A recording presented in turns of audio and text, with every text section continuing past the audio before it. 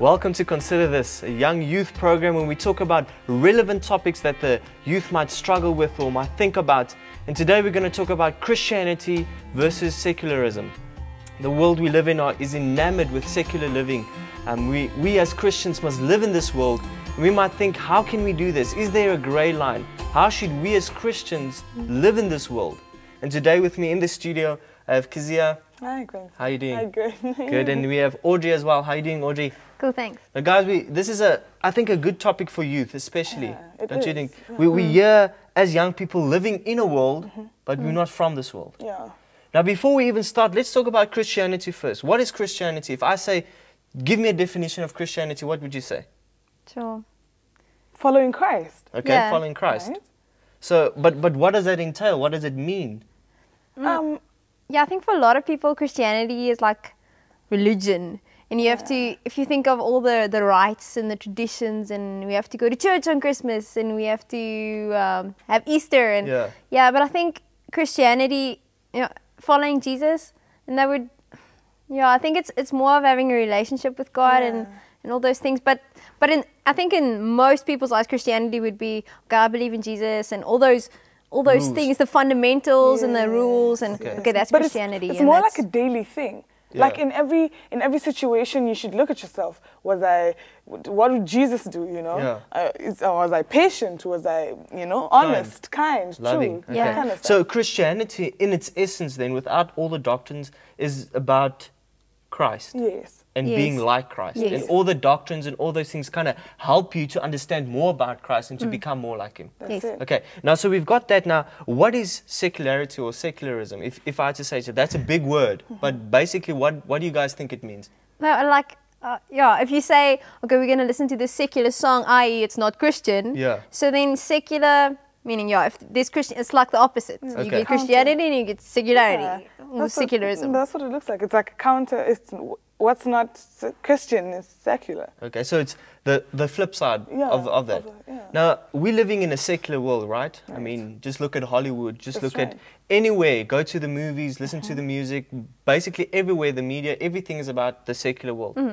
But we as Christians are admonished to live in the world, but not of the world. Yes. Yeah. How do you do that as a Christian living in a secular world? It's difficult, isn't it? Because at times I get myself in a situation where I just need my serenity, and behind me I can hear like loud, secular music, and it's difficult because we live in a secular world.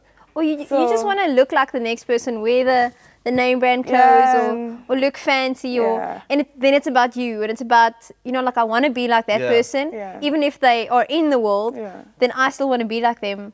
But then... Like you said, you want to wear the same clothes, you want to, kind of be like them as well. Is it wrong to wear the same clothes? Should we as Christians be these total opposite freaks that walk around and they can just buy the clothes that we wear and all those things, see that we're different?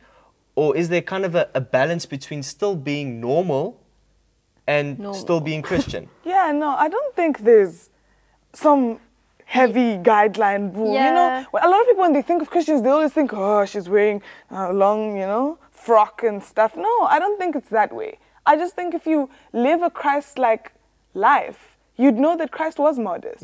He would, he was toned down, And it's not, I don't know, it's not as crazy as it's supposed to sound. Yeah. And I think we're talking about clothes now, which is kind of, it seems superficial. Yeah. But there's a lot of other things that involve secularism than just clothes, music, the things you read, the media, So basically everything in your life touches on it. If it's, you could say if it's not from Christ, but you can't, because it doesn't seem like everything is all, well, if it isn't from Jesus, then it's got to be from the devil. Or is it like that? Like saying if this music, can we say this music is neutral? And you say, no, but this is not secular or Christian. It could be... But then again, like... all secular music, is it wrong? As a Christian, should you listen to it or not? You should avoid it. No. Secular music. What about love songs? That's right. Yeah, but what are you going to sing to your boyfriend? It depends on where your love song is, because if you're alone in your boyfriend in the house, I mean, you're really not, you're not guided in the right direction. You know it depends what the love song says. Okay, so now we're getting to a more deeper thing. It's the intent behind the secular things. Yes. And that's what we should, so we can't just go and be oblivious to all these things. Yeah, I agree. We should be Christians that are mindful of these things. Yes. Sober-minded. Yes. Sober-minded, Yes. okay? But now, let's talk about the way that we live, everyday life, okay? So we students, we live on a campus, okay? We live in a campus or we go to school on a campus, or we live amongst our friends that are secular. Yes. How would you reach them as a Christian? Not being a freak, you know, you're still going to interact with them. How would you reach them? One of the problems that we always do is we always scare them. Exactly. What are you listening to? Yeah. Why are you listening to that? That's from the devil, you know, kind of Yeah. thing. Instead of telling them what the good thing about, you know, the good thing about being Christian. Okay. You know? So then again, you're saying that we're not really actually being Christian. Yes. We're being Judgmental. Being Judgmental. judgmental. Yeah. So Wow.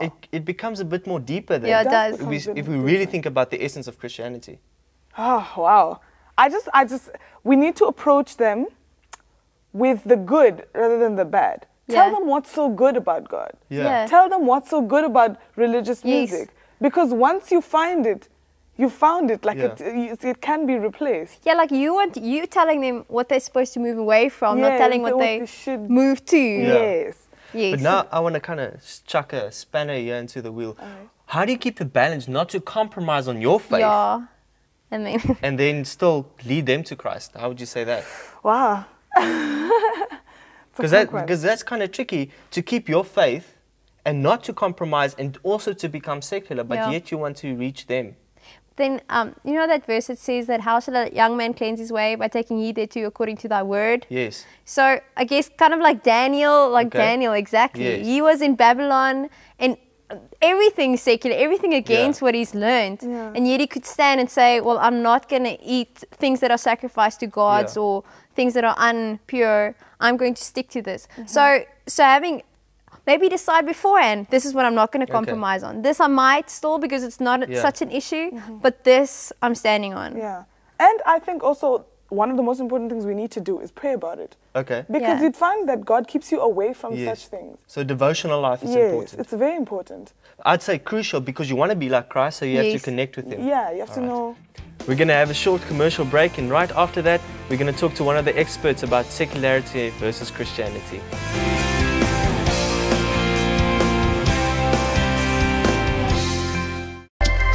So we saw the need for relevant Bible-based media aimed at youth and young adults that could counteract the effect of destructive messages in media, like violence and immorality. Not just in one city, one country or one continent, but the whole world.